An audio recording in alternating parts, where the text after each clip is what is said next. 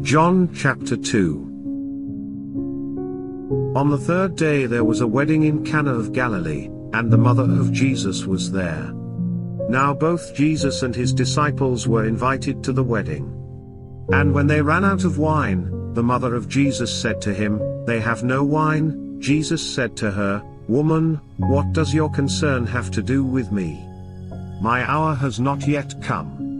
His mother said to the servants, "Whatever he says to you, do it."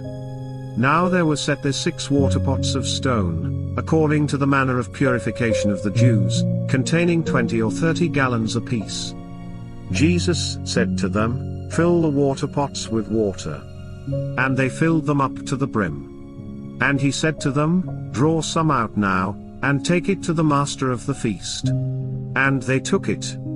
When the master of the feast had tasted the water that was made wine, and did not know where it came from, but the servants who had drawn the water knew, the master of the feast called the bridegroom.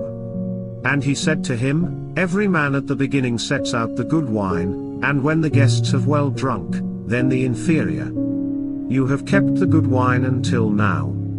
This beginning of signs Jesus did in Cana of Galilee, and manifested his glory, and his disciples believed in him. After this he went down to Capernaum, he, his mother, his brothers, and his disciples, and they did not stay there many days. Now the Passover of the Jews was at hand, and Jesus went up to Jerusalem. And he found in the temple those who sold oxen and sheep and doves, and the money changers doing business. When he had made a whip of cords, he drove them all out of the temple, with the sheep and the oxen, and poured out the changers' money and overturned the tables. And he said to those who sold doves, "Take these things away. Do not make my Father's house a house of merchandise."